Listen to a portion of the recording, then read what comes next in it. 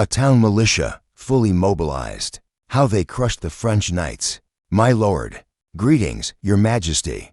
I am your loyal advisor, Shin Bai. I've learned that the speed at which you are raising a new army cannot keep up with the enemy's mercenaries. I suggest that you should also recruit some town soldiers to solve this urgent problem. Since the enemy's main force is heavy cavalry, I recommend to you the Flemish Militia, who once crushed the French knights. I trust this will be helpful to your great cause. You generously praised the idea and gifted me to gold coins engraved with a lion. The Flemish Militia originated from the county of Flanders during the High Middle Ages. The people here are generally known as the Flemish. The lord of this fief, the Count of Flanders, was nominally one of the original 12 peers of the Kingdom of France. Therefore, France was, in theory, the suzerain of Flanders. But like Burgundy, it had a strong desire for independence. Beginning in the 12th century, the booming wool trade and textile industry made Flanders incredibly wealthy. However, French control over the region was weak. Eventually, in order to fully control Flanders, France launched the Franco-Flemish War, which lasted from 1297 to 1305. Flanders was split into two factions, the pro-French Lilliards and the pro-independence Clowards, or the Claws of Flanders, Guy, and established a new administration in Flanders. But after he left, revolts broke out again in major Flemish cities. This led to the 1302 Battle of the Golden Spurs, also known as the Battle of Courtrai.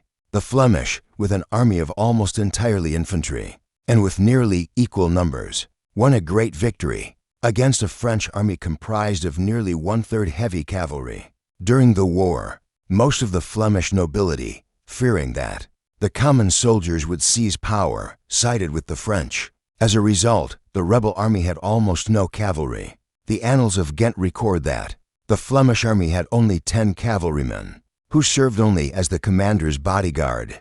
These Flemish militiamen were mainly citizens from Bruges, West Flanders, Ypres, and other cities, along with peasants from surrounding areas.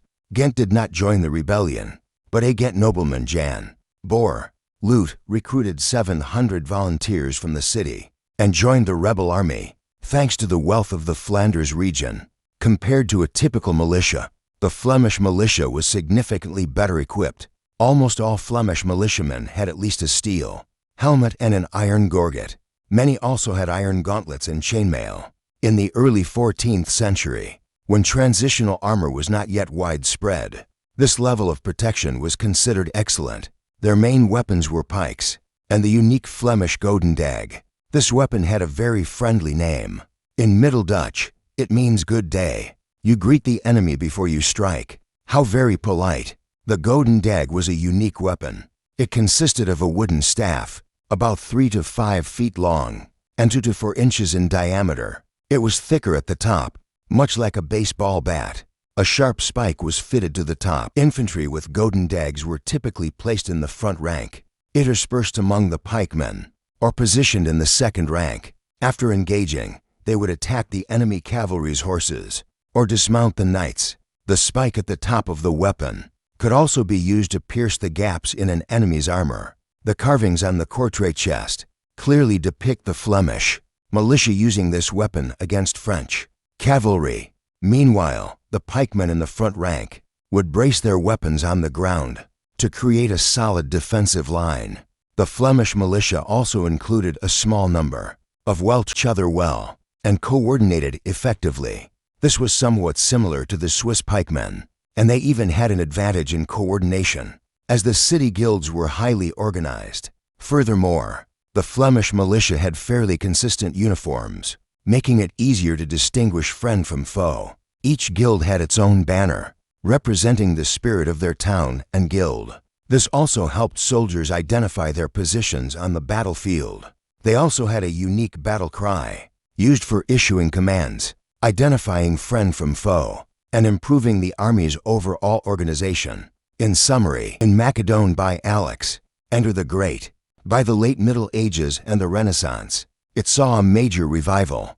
Although the Flemish militia appeared on many battlefields of the mid to late Middle Ages, they most often fought as mercenaries or auxiliary forces, aiding other nations or allies in their wars. The most famous victory for the Flemish militia, as an independent force, was the aforementioned Battle of the Golden Spurs. During the rebellion in May 1302, the Flemish recaptured many towns in just a few days.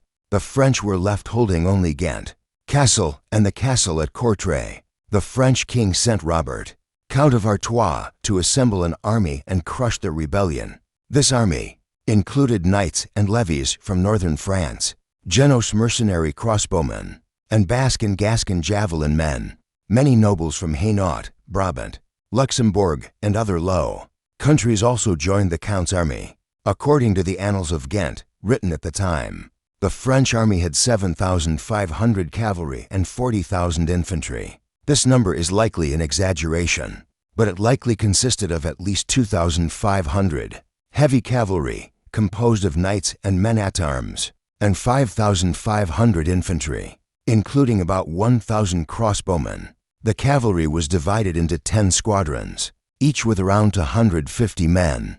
The army was formed into 3 main lines, creating a semi-encirclement of the Flemish army.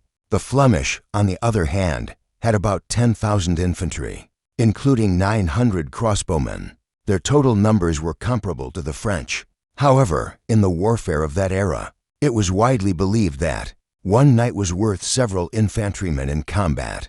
The annals record that Count Artois himself claimed that 100 of his knights were a match for 1,000 enemy foot soldiers. Furthermore, an army composed almost entirely of infantry would be very limited in its tactical flexibility. Therefore, the French believed it would be a completely one-sided battle. Even many of the Flemish were protected by the river and a monastery on their left, and on their right by a muddy meadow and a large ditch that extended to the castle. Their front was completely protected by a stream. In addition, the Flemish position was on a downward slope towards the enemy. Another disadvantage for the French charge, near the bridge leading to the castle, they positioned about 1,200 men to block the road and to serve as a reserve force. They also dug many pits in front of their lines to trap horses, ready for battle. They called these wolf pits. While this position was ideal for countering French cavalry, it was also a do-or-die situation for the Flemish. They risked being pincered between the castle's garrison and the relief army. If they were defeated, there was virtually no route for escape. After the French army arrived, the Count of Artois was supremely confident in his forces. He overruled the advice to march directly on Ghent and decided to attack the Flemish position instead. They placed their Genoese crossbowmen in the front to open fire on the Flemish crossbowmen. They succeeded in driving However, the orderly retreat of the Flemish led Count Artois to believe the enemy was breaking and unhorsed. Despite trying to surrender, he was killed by the Flemish militia. At this point, the French army completely collapsed. The remaining French rearguard and baggage train were hunted down by the Flemish, who refused to take prisoners. Any knight they found was killed on the spot. Flemish militia. Their excellent discipline, their commander's clever use of terrain, and sound tactical decisions allowed this army of almost pure infantry to defeat a powerful French army that included thousands of heavy cavalry. Their victory also paved the way for the increasing use of infantry tactics in the late Middle Ages, firing the opening shot of a new era. In later battles like Bannockburn, Crécy, and Agincourt, infantry repeatedly defeated the once invincible heavy cavalry. The knights' dominance on the battlefield began to decline.